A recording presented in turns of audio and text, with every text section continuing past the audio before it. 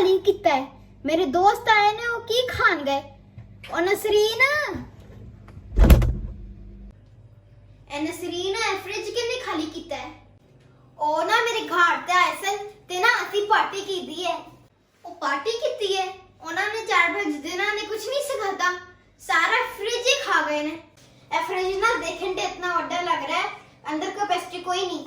बहुतिया चीजें रखो ना ते खराब हो जांदियां ने।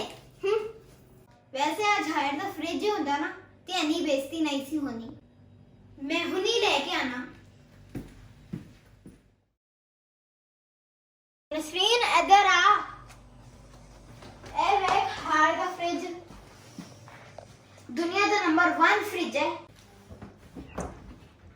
नसरीन ए वेख कितनी वड्डी कैपेसिटी है।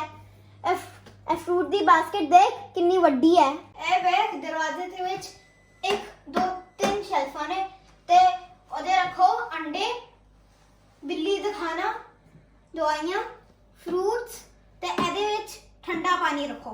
फ्रिज में ना 1 2 3 4 5 शेल्फां ने ते ओनू ना उत्ते थाले करके ना ते यहाँ कोई वड्डी चीज रख सको। फ्रीजर भी बड़ा बड़ा है, जिन्नियां मर्जियां चीजें स्टोर करो। खुद पावे तो अपने घर दिया थोड़ा, तो मैं अपने दोस्तों को खाना नहीं मुकदा। इतनी वड्डी कैपेसिटी, फिर तो मैं अपने पूरे पिंड को बुलावांगी।